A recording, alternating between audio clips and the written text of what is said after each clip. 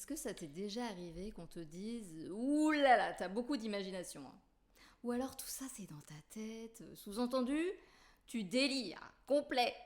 C'est possible que t'aies entendu ça plutôt dans l'enfance.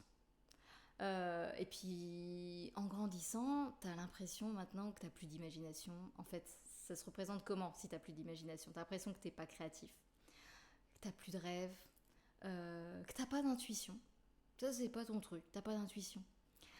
En fait, l'imagination, c'est, je crois, l'une des ressources les plus mal comprises, dans le sens où euh, l'imagination, c'est la base pour être créatif.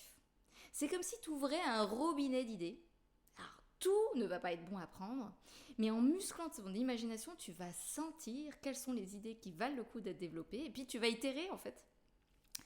C'est aussi un canal intuitif très puissant parce que tu vas te mettre à percevoir des potentiels à venir.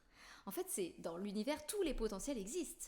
Mais si tu muscles cette imagination, c'est l'un des langages qu'a l'univers pour te dire tiens, je t'envoie telle image, si tu veux faire ça, va par là.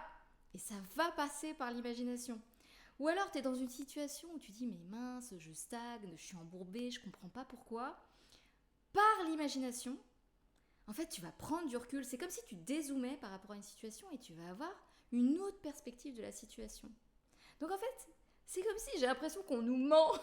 On nous ment sur l'imagination. Alors moi qui suis très cartésienne, de se dire, en fait, il faut choisir entre le rationnel, le concret, le réalisme et l'imagination qui n'est pas du tout concret, qui n'existe pas.